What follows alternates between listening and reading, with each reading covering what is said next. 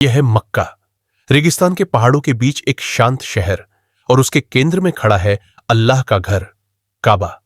सदियों से लोग यहां आते रहे, पैदल, ऊंटों पर, घोड़ों पर, और इस घर का तवाफ करते रहे। लेकिन उसी समय यमन पर एक शक्तिशाली गवर्नर शासन कर रहा था। उसका नाम था अब्रहा। वह हबशी साम्राज्य का प्रतिनिधि था, एक शक्तिशाली सेना का मालिक और घमंड से भरा हुआ। उसने यमन में एक महान उपासना स्थल बनाया और चाहा कि लोग काबा को छोड़ दें, लेकिन ऐसा नहीं हुआ।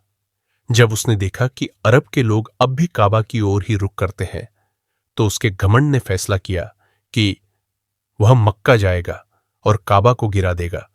और फिर वह एक विशाल सेना के साथ रवाना हुआ, हाथियों के साथ, ऐसी सेना जो अरब ने पहले कभी नहीं देखी थी। जब इस सेना की खबर मक्का पहुंची तो शहर में डर फैल गया। लोग जानते थे उनके पास न सेना है न हथियार। सभी की नजरें एक व्यक्ति की ओर उठी, अब्दुल मुत्तलिब बिन हाशिम। अब्दुल मुत्तलिब कुरैश के सरदार थे, लेकिन उनके दिल में पूरा यकीन था कि काबा का मालिक अल्लाह है।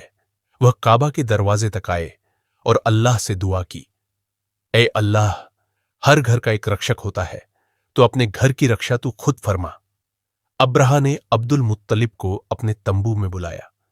जब वह अंदर आए तो अब्रहा उनके रौब से प्रभावित हुआ। अब्दुल मुत्तलिब ने कहा, तुम्हारी सेना ने मेरे ऊंट पकड़ लिए हैं, मैं उन्हें वापस लेने आया हूं।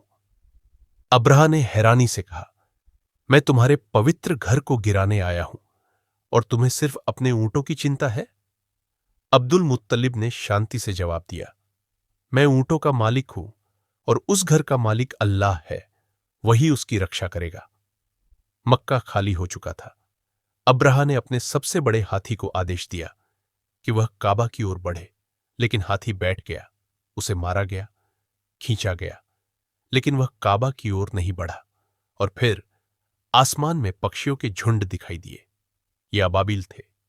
हर पक्षी के पास छोटी कंकड़ियां थी। उन्होंने सेना पर कंकड़ियां बरसाना शुरू कर दिया।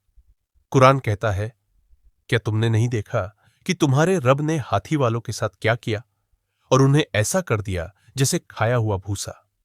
कुछ ही पलों में वह विशाल सेना नष्ट हो गई।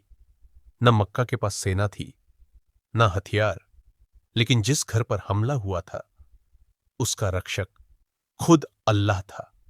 यह था आमुल फील, वह साल जब अल्लाह ने दुनिया को दिखा दिया कि उसके घर की रक्षा इंसानों के हाथ में नहीं है।